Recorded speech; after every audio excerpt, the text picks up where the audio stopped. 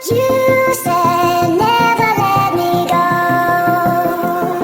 Hello everyone. पिछले class में हमने पढ़ा था क्या, प्रोनाउंसिएशन रूल्स के बारे में। तो इस बार भी प्रोनाउंसिएशन रूल्स के बारे में नहीं पढ़ेंगे, लेकिन प्रोनाउंसिएशन करना कैसे है, उच्चारण कैसे करना, शब्दों का उच्चारण करना कैसे है, वर्ड्स को कैसे स्पेल आउट करना है। सो उसी चीज को हम सीखेंगे इस क्लास में, ठीक है। तो उससे पहले मैंने एक चीज लिख रखा है आप लोगों के लिए। क्या लिखा है वो मैंने? शिकायतों से घर नहीं चलते जनाब, उम्र चाहे जो भी हो कमाना पड़ता है। It's a very big thing, बहुत बड़ा थिंग है ये, बहुत बड़ा बात है, ये चीज आप नोट डाउन कर, ठीक है। शिकायत करने से काम नहीं बनेगा। कई बच्चे बोलते हैं कि ये मेरा ये मजबूरी है, ये नहीं हुआ, ये नहीं हुआ, नहीं पढ़ते। They don't study, they are not cheating their parents, they are cheating themselves, है ना। वो अपने पेरेंट्स को नहीं धोखा दे रहे, वो खुद को धोखा दे रहे हैं। क्यों? पेरेंट्स चाहते हैं कि वो कुछ अच्छा लाइफ हो, किसके लिए सोचते हैं? उसी के बारे में सोचते हैं। और वो सोचते हैं क्या है, क्या पढ़े ये सब, नहीं है, मन नहीं करते, धोखा दे के अपना चल देते हैं। लेकिन बाद में समझ में आता है, जब बड़े हो जाते हैं तब समझ में आता है कि नहीं, वो मेरे लिए करते थे, ठीक है, मेरे लिए करते थे, सब चीज मेरे लिए करते थे। और ये चीजें आपको समझ में आएगी कब? जब बड़े हो जाएंगे तब। अभी तो कुछ समझ में नहीं आया, टाइम वेस्ट होते रहता है, कोई स्टडी नहीं करते हैं, पढ़ते नहीं है ना, ब्लेम करते कोई दूसरे को, अरे इस कारण नहीं कर रहे।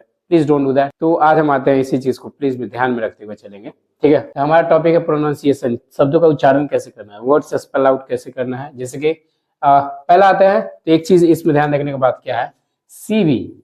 सीवी का मतलब क्या हुआ? सीवी का मतलब, कहने का मतलब है, अगर फिजिक्स की ओर अगर देखते हैं, बस बता रहे हैं, फिजिक्स में अगर देख ले तो सी मतलब होता है कांस्टेंट, वी मतलब होता है वेरिएबल। ये शायद आपको देखने को मिलेगा क्लास 11 या 12 में, फिजिक्स में जो होता है ना, उसमें आपको देखना। लेकिन यहाँ पे कोई चीज नहीं हो, यहाँ पे क्या है, सी मतलब होता है कॉन्सोनेंट, वी मतलब वाउल आपको देखने को मिलेगा। कॉन्स्टेंट मतलब कॉन्सोनेंट और वाउल, है ना, ये चीज आपको यहाँ पे देखने को मिलेगा। कॉन्स्टेंट और वाउल का मतलब चर्चा यहाँ पे क्यों है? इसलिए क्योंकि ये जो वर्ड है यहाँ पे लिखा हुआ है स्टेबल, है ना, स्टेबल यहाँ पे वर्ड लिखा हुआ है। तो यहाँ पर कहीं ना कहीं आपको दिख रहा होगा, यहाँ पे क्या लिखा हुआ है, वाउल लिखा हुआ है। वाउल वो है ये ए से पहले क्या आपको मिल रहा है? कॉन्सोनेंट मिल रहा है। वो क्या है? टी। टी क्या है? वो कॉन्सोनेंट है। तो एस के बाद मतलब ए के पहले क्या मिला आपको? कॉन्सोनेंट। उसके बाद वाउल मिला। कॉन्सोनेंट और वाउल एक साथ अगर मिलते हैं, उसके आगे पीछे आते हैं, जैसे कि पीछे आते हैं, कॉन्स्टेंट के बाद वाउल आते हैं, उस चीजों का प्रोनाउंसिएशन ऐसे होता है, ठीक है। यहाँ पर भी आपको देखने को मिलेगा, जैसे ई है, ई से पहले आर आपको मिला, है ना। सेटिस्फाइड, सेटिस्फाइड में भी आपको एस मिल गया। ये सारे क्या, कॉन्सोनेंट के बाद वेरिएबल मिल गया। तो यही होता है वाउल प्रोनाउंसिएशन में। आप देखेंगे तो उसमें मैंने रूल्स में बात किया है, लेकिन यहाँ पे वाउल में आपको मिल रहा है।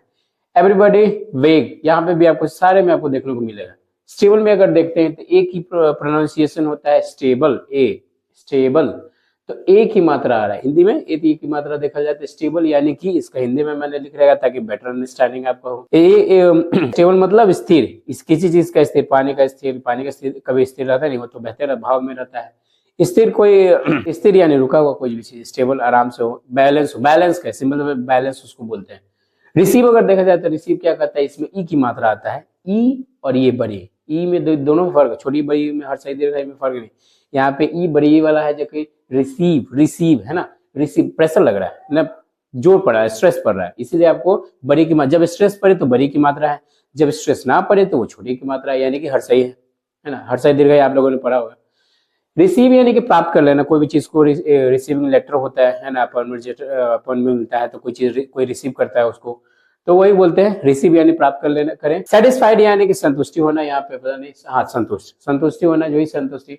आई, इसमें आई आया जैसे सेटिस्फाइड, सेटिस्फाइड। अगला वर्ड की ओर देखते थे, क्या है? एवरीबॉडी। एवरीबॉडी आपको में ओ यानी कि एवरीबॉडी यानी कि हर कोई, ओ की मात्रा में, ओ वाउल, ये सारे वाउल आपको देखने को मिल रहे हैं, तो ओ में आ गया। ओ यहाँ पर भी देखने को मिलेगा, एवरीबॉडी, है ना। बी क्या है? ये कॉन्सोनेंट है। उससे बाद क्या है? वाउल है, ठीक है। अगला आता है वेग। वेग में क्या मिलता है? वेग मतलब यू की मात्रा, इसमें आता है यू, आता है यू को प्रोनाउंस करते हैं, जैसे कि वेग।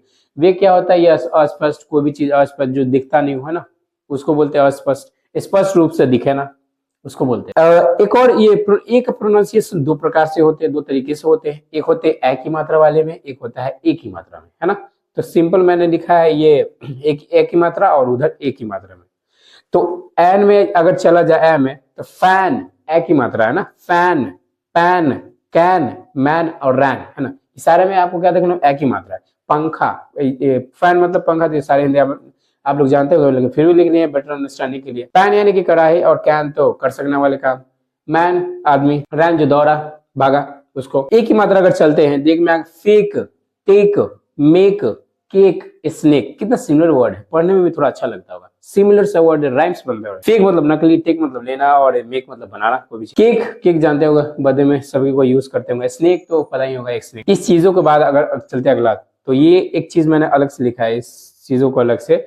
लॉन्गर वर्ड्स की अगर चले, लॉन्गर वर्ड्स यानी कि बड़े वाले शब्दों के ऊपर चलते हैं। Double the final constant consonant, sorry, double the final consonant, जो भी कॉन्सोनेंट आपको मिले उसका अगर डबल मिल जाता है तो उसको क्या होता है, when the last syllable is stressed, यानी कि लास्ट में जैसे कि डबल कॉन्सोनेंट हो जाए और उसका लास्ट वाला जो हो स्ट्रेस्ड या डबल स्ट्रेस्ड है, उसपे ज्यादा भार पड़े, शब्दों पे, लेटर्स पे भार पड़ता है। And ends in a vowel consonant, है ना, और एंड होता है क्या, वाउल में होता है और कॉन्सोनेंट दोनों में मिलकर होता है। जैसे कि बिगिन, है ना, आई में, ठीक है, आई मिल गया यहाँ पे, बिगिनिंग, यहाँ पे डबल आई हो गया, डबल हो गया ना, डबल कॉन्स्टेंट, यहाँ पे लिखा हुआ डबल कांस्टेंट। यही हो गया, जैसे कि इसमें डबल एफ आ गया, डबल एन आ गया, डबल आई भी आ गया, डबल ई भी आ गया, डबल आर भी आ गया। चीजों आपको देखने को मिल रहा है क्या, ये डबल कॉन्सोनेंट में, सॉरी, डबल कॉन्सोनेंट में। अगर एक्सेप्शन की ओर अगर हम चलते हैं तो एक्सेप्शन इसका क्या क्या कहता है, exception, if the last syllable is unstressed, यानी कि लास्ट सिलेबल जो भी होता है अनस्ट्रेस्ड, यानी कि उस पर ज्यादा भार नहीं पड़ता है, जोर नहीं पड़ता है, तो उसको हम लोग डबल नहीं करते, डोंट डबल, उसको डबल नहीं करते हम लोग। जैसे कि बेनिफिट, तो यहाँ पे ज्यादा जोर नहीं पड़ा, बेनिफिट बोलने में, बेनिफिट, बेनिफिट तो तुरंत बोल रहा है। एक होता है बिगिन, बिगिन, और रेफर। अब बेनिफिट, बेनिफिट में, बेनिफिटिंग में डबल टी एन नहीं होता है, यहाँ पे होता है एक टी होता है। तो इस तरह का वर्ड आपको मिलेगा, कंफ्यूजन हो सकता है, अगर स्पेलिंग्स ना याद हो तो आपको प्रॉब्लम्स हो सकता है। फर्स्ट टाइम अगर लिख रहे हो तो समझ में नहीं आएगा, डबल टी होगा या सिंगल टी होगा, you may get confuse about this. तो बेनिफिट में एक ही सिंगल टी होता है, डबल टी नहीं होता है। तो ये सब चीजें मैंने अभी देखा है, ठीक है। इस चीजों को पहले बारे में मैंने क्या बात किया था, प्रोनाउंसिएशन रूल्स के बारे में। अब इसमें क्या करना है, प्रोनाउंसिएशन को करना कैसे, शब्दों का उच्चारण कैसे करना है, वो चीजें हम देख रहे हैं। अब इसके आगे वाले चीजों को अगर देखते हैं तो अब अगला क्या कहता है कि ए और मतलब एक कितने प्रकार से हम पढ़ सकते हैं। जैसे कि ये एक वर्ड है ए वाले, मैंने उधर भी पढ़ा। एक और देखते हैं, जैसे कि डेन, पेन, हैन, टेन, मेट, सेट, बेट, इसमें एक ही मात्रा आ रहा है, सिर्फ ए को ए ही पढ़ते हैं, ठीक है। एक आता है वो इस वाले में बात करेंगे, इस वाले में बात करेंगे चीजों को, पहले ये वाले देख लेते हैं। ये वाला, तो यहाँ पे कॉन्क्रीट, है ना, कॉन्क्रीट, कॉन्क्रीट इंग्लिश में बोलते हैं, जैसे हिंदी में कंक्रीट बोलते हैं। कॉन्क्रीट उसको बोलते हैं जो मकानों में बनता है ना, पत्थर वगैरह लगाता है, ठोस जो होता है पत्थर वाला, वही होता है कॉन्क्रीट। और कंसीव, कंसीव और कंक्रीट एक ही मात्रा आ रहा है ना, इससे सारी चीजें में आपको ये मात्रा देखने को मिलता है उधर वाले में। और यहाँ पे एक और चीज, प्रोसीड, कन्वे और कैंटीन, इसमें सारी चीज में आपको ई की मात्रा होगा, कंसीव, प्रोसीड, ई आ रहा है ना, यहाँ पे आपको देखने को मिल रहा है ई। तो एक कहता है कंसीव यानी कि नया विचार आना, कोई नया विचार आना, थॉट जिसको बोलते हैं थॉट। प्रोसीड यानी किसी चीज को जारी करना, जैसे कोई काम कर रहा है ना, मान लो कोई परमिशन मांग रहा है, तो कोई अगला अगर उसको इजाजत देता है तो ऐसे बोलता है यू मे प्रोसीड नाउ, है ना, यू मे प्रोसीड नाउ, चीजों को आप जारी कर सकते हैं, कोई भी काम करना जारी कर सकते हैं। कन्वे का मतलब क्या होता है, विचारों या भावनाओं आदि को किसी अन्य तक पहुंचाना को बोलते हैं कन्वे। कैंटीन वही चीज होते हैं जहाँ पे खाने पीने का सामान मिलता हो, है ना, उसी को बोलते हैं कैंटीन। अब आते हैं इसी चीज के बारे में मैं बात कर रहा था, क्या कर रहा था, यू का उच्चारण कभी अ होता है, अ, और यू का उच्चारण कभी यू और उ की मात्रा आता है ना। तो यू का उच्चारण जब अ कब होता है, जब कॉन्सोनेंट और वेरिएबल करें, कॉन्सोनेंट बाउल और फिर कॉन्सोनेंट आ जाए, तब ये अ का उच्चारण होता है, ठीक है। कॉन्सोनेंट, वाउल और कॉन्सोनेंट आ जाए, पहले कॉन्सोनेंट फिर वाउल फिर कॉन्सोनेंट आ जाए, तो चीजों को क्या पढ़ेंगे, अ पढ़ेंगे। जैसे यहाँ पे एक उधर रखा है मैंने, उधर लिखा है मैंने इस चीजों को, ये वाले, और ये वाले अ वाले को मैंने यहाँ लिख देता हूँ, सॉरी, सी, देखिए सॉरी उल्टा लिख दिया, चलो अब सही है। कहाँ बात कर रहे थे, कॉन्सोनेंट और वाउल और फिर कॉन्सोनेंट आ जाए तो वो अ होता है। कॉन्सोनेंट, वाउल और कॉन्सोनेंट के साथ कोई भी वर्ड आ जाए जिसको ई बोलते हैं, जैसे कि ई में आपको यू आ सकता है या ऊ आ सकता है, जैसे कि क्यूट, यू, है ना, क्यूट, ऊ भी आ रहा है साथ में आपको दोनों मिलेगा, यू भी आ रहा है ऊ भी आ रहा है साथ में। क्यूट, फ्लूट, म्यूट, जूट, फिर आता है ट्यून, है ना। तो ऊ और यू दोनों साथ में आ रहा है ना। क्यूट यानी कि आकर्षण होना, जो आकर्षित होते हैं, बेहद आकर्षित हो गए थे।